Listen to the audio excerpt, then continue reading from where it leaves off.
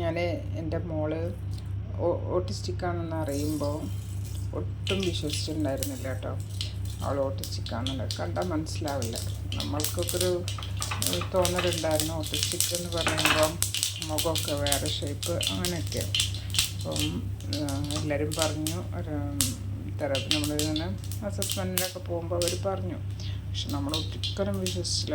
അവർ പറഞ്ഞു തെറ്റാണ്, എൻ്റെ കുട്ടി അങ്ങനെയല്ല എന്നൊക്കെ കുറേ കരുതിയിട്ടോ. സത്യത്തിൽ ഓട്ടിസത്തിന് പേടിയായിരുന്നു. നമ്മളെ ജീവിതത്തിലൊന്നും വരില്ല എന്നുള്ളതൊക്കെ വിചാരം. നമ്മൾ പണ്ട് കൊറോണ വന്നപ്പോൾ അങ്ങനെയല്ലായിരുന്നു, നമ്മുടെ ലൈഫിൽ ഒരിക്കലും അത് വരില്ല എന്നുള്ളൊരു ഇത്. പക്ഷെ നമുക്കൊക്കെ എത്ര പ്രാവശ്യം വന്നുപോയി. എനിക്ക് തന്നെ 3 പ്രാവശ്യം കൊറോണ കെട്ടിപ്പോയി. അപ്പോൾ അങ്ങനെയൊക്കെയായിരുന്നു. അപ്പോൾ നമ്മളിത് അക്സെപ്റ്റ് ചെയ്തിട്ടില്ല, എത്രയായിട്ടും അക്സെപ്റ്റ് ചെയ്തില്ല. പക്ഷെ അതാണ് നമ്മളെ ഏറ്റവും വലിയ തെറ്റ്, ഫെയിലർ. നമുക്ക് പറ്റില്ല. നമ്മൾ പാരൻസിനൊരിക്കലും അങ്ങനെയാണെന്ന് വിശ്വസിക്കാൻ കഴിയില്ല. അപ്പം അതായിരുന്നു നമ്മുടെ ഏറ്റവും വലിയ തെറ്റ്. നമ്മളത് എപ്പോഴും അംഗീകരിക്കണോ അപ്പോഴേ നമ്മളത് വിജയിക്കുള്ളൂ. മീൻസ് നമുക്ക് ആ കുട്ടിക്ക് വേണ്ടിയിട്ട് വർക്ക് ചെയ്യാൻ പറ്റുള്ളൂ. അപ്പോൾ അങ്ങനെ കുറേ കഴിഞ്ഞപ്പോൾ ഒരു 2 വർഷമൊക്കെ ആയപ്പം എനിക്ക് മനസ്സിലായി, ഇല്ല ഇത് പ്രശ്നമുണ്ട്, എന്തോ പ്രശ്നമുണ്ട്, പറഞ്ഞതൊക്കെ ശരിയാണ്. അങ്ങനെയാണ് ഞാൻ തെറപ്പികളൊക്കെ സ്റ്റാർട്ട് ചെയ്യുന്നത്. തെറപ്പിയൊക്കെ സ്റ്റാർട്ട് ചെയ്ത് ആദ്യമൊന്നും ഒരു മാറ്റമൊന്നും ഉണ്ടായില്ല.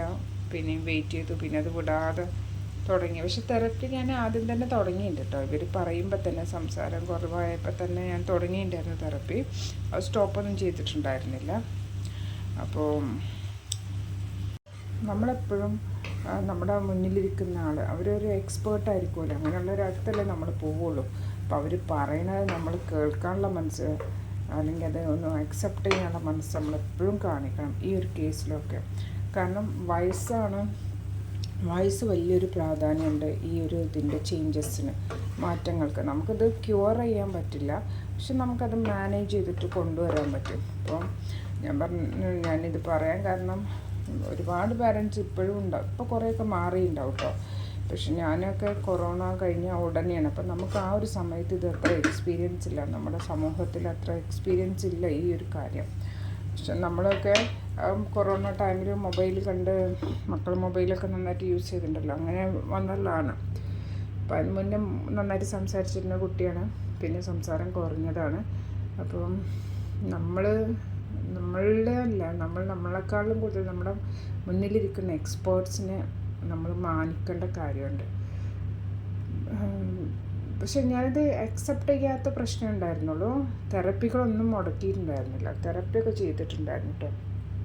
ഇപ്പോൾ അതിനനുസരിച്ച് ഇപ്പോൾ 2 വർഷമായി നല്ല മാറ്റങ്ങളൊക്കെ ഉണ്ട്. 2 വർഷം കഴിഞ്ഞു കേട്ടോ, 3 വർഷത്തോളം ആവണം മാറ്റമുണ്ട്. അപ്പോൾ നമ്മൾ എപ്പോഴും നമ്മുടെ മുന്നിലിരിക്കുന്ന എക്സ്പേർട്സിനെ, പ്രൊഫഷണൽസിനെ നമ്മളെപ്പോഴും ട്രസ്റ്റ് ചെയ്യണം എന്നുള്ളതാണ് എൻ്റെ അനുഭവത്തിൽ നിന്ന് എനിക്ക് പറയാനുള്ളത്. പിന്നെ നമ്മളൊക്കെ ചെറിയ കുട്ടികളൊക്കെ ആകുമ്പോൾ നമ്മൾ ഇങ്ങനെയുള്ള കുട്ടികളുടെ അടുത്ത് നിന്നൊക്കെ മാറി നിന്നിട്ടുണ്ടായിരുന്നു.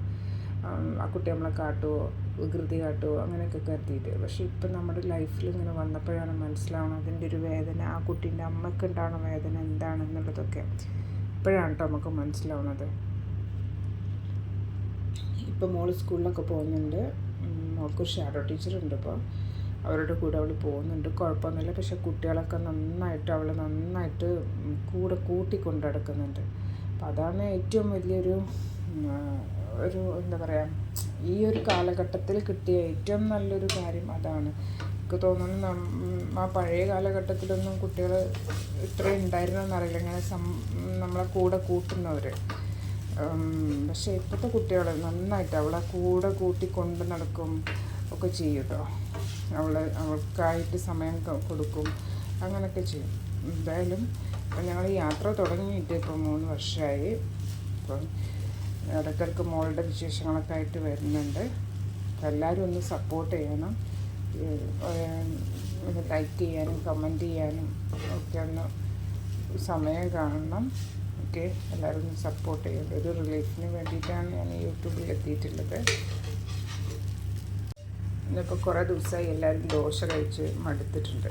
അപ്പം അവർക്ക് വേറെ പാൻ കേക്ക് ഉണ്ടാക്കണം. അപ്പം ഞാൻ എനിക്ക് ഭക്ഷണം ഉണ്ടാക്കിയാണ് ഉപ്പുമാവ്. അപ്പം മടി കാരണം ഏറ്റവും എന്താ പറയുക, സിമ്പിളായിട്ട് കഴിക്കാൻ എന്തെങ്കിലും വേണ്ടെന്നുള്ള രീതിയിൽ മാത്രം ഉണ്ടാക്കിയതാണ്. അപ്പം എല്ലാവരും സപ്പോർട്ട് ചെയ്യാൻ മറക്കരുത്. സപ്പോർട്ട് ചെയ്യുകൊണ്ടു